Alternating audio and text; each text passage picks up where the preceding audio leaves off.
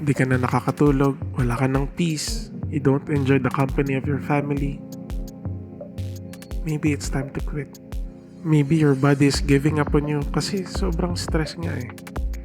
You suffer. You become the agent of your own suffering. Is it really worth it? Stop. Quit. There's a time to search and a time to give up.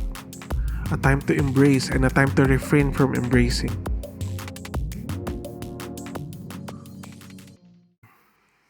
Magandang araw po. This is CJ and welcome sa ating podcast. Marami pong salamat sa lahat ng nakapanood na ng ating pilot episode. It did more than what I expect at maraming salamat po sa inyo, and for that to God be all the glory. Today po, we're going to talk about quitting. Lahat po tayo, in some point in our lives, we thought about quitting. Maraming nagtatanong, kailan ba dapat tayong sumuko? Dapat ba tayong sumuko? Lahat po tayo familiar sa quotation na quitters never win and winners never quit. Pero alam niyo po, sabi ni JAZMIN Sawyer sa isa niyang TED Talk, but what if quitting was the only way to win? Or at the very least, the better way to win. Alam niyo po, quitting is such a crucial decision to make. Lahat po tayo may agam-agam pagka tayo po ay nagdedesisyon kung tayo po ay bibitaw na o hindi. Bakit po? Because when you quit when you don't have to, or if you have to quit but you did it prematurely, or you do it very late, you suffer. You become the agent of your own suffering. Kaya crucial po siya. Ngayon po, we're going to talk about 5 signs that it is time for you to quit. Una po, when you're running towards something and not running away from something. Kapag po aalis ka na sa sitwasyon mo ngayon because you love something better than what you are right now. When you're running towards your calling, when you're running towards your family who needs you the most, when you're running towards a better job, a greener pasture, then go ahead. But if you're running away from your current situation, tapos wala ka naman tatakbuhan, you're just creating a gap. You're just making a void in your heart. Tapos anong itatapal mo dun? So don't quit just because you don't want the situation you're in right now. Quit because you're running towards something better. Something that you really love, that will make you better. So if you're running towards something and not just running away from something, maybe it's time to quit. Pangalawa po, when the place you are in right now is making you a lesser version of yourself. There are 2 types of stress. The eustress and then the distress. Eustress is the positive stress. May mga bagay po na nabigatan tayo, nasaktan tayo, hindi tayo naging komportable. But after those pain, we gain something. We become a better version of ourselves. When we lift weights, when we practice, when we exercise, nahirapan tayo, nasaktan tayo. But after a moment of pain, we can notice that we gain something. But there are things that brings us stress and pain that causes us to become a lesser version of ourselves.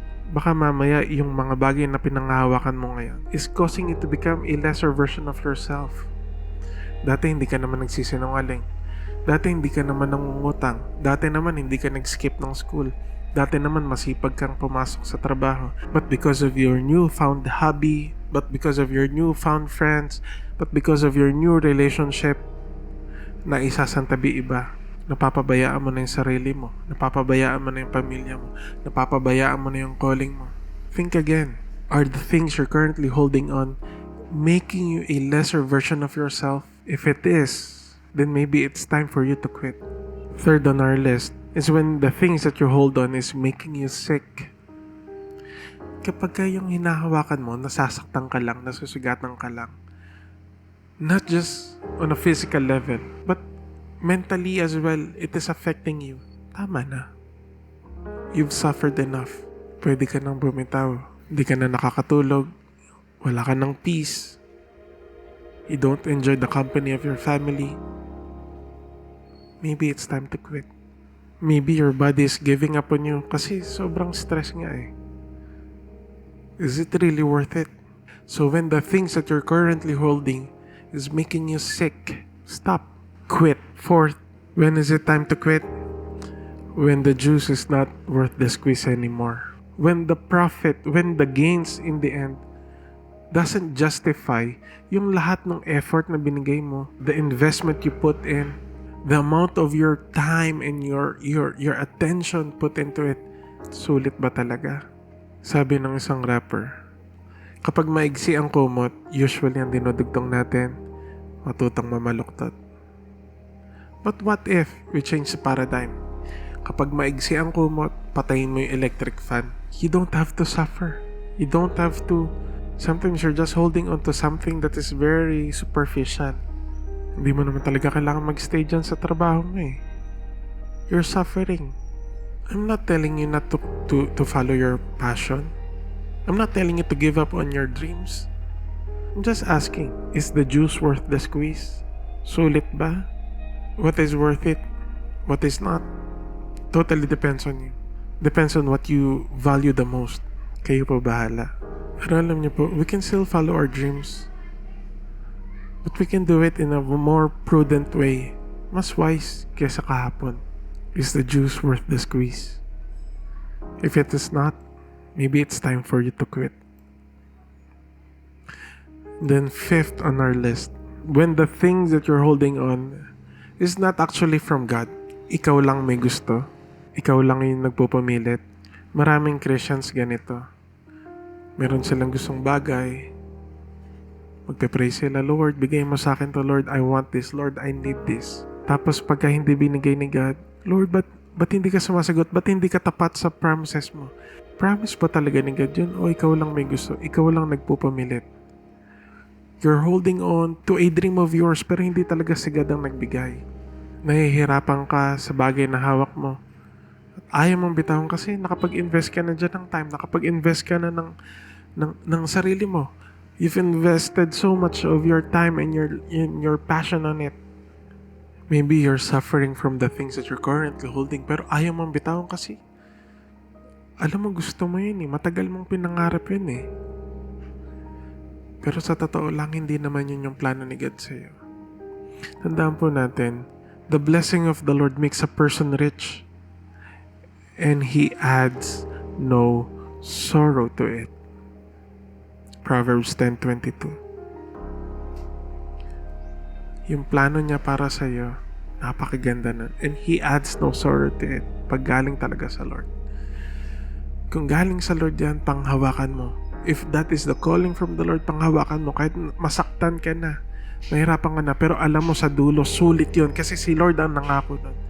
Pero kung nahihirapan ka na, pero ikaw lang naman yung may gusto nun, maybe it's time for you to give up. Before the year ends, remember that there is a time to plant and a time to uproot. Meron talagang panahon for you to invest and there is a time for you to take it away, to save yourself, to cut your losses. There's a time to search and a time to give up, a time to embrace and a time to refrain from embracing. Pero paano natin malalaman? Paano natin madidistinguish yung dapat nating hanapin at dapat nating bitawan, dapat nating yakapin at dapat nating ilayo sa atin? Ang ganda ng offer sa atin ng God eh. If you need wisdom, ask our generous God and He will give it to you. He will not rebuke you for asking. Tuturo ni God sa'yo if you're willing to ask and you're willing to listen. Salamat po sa panonood ng episode 2 ng ating podcast. If I miss out something, you can write it down sa comment section. If you find value to this video, will you please press that like button? If you love it, sub would be nice way to show it. Marami pong salamat. Till the next episode, God bless you guys.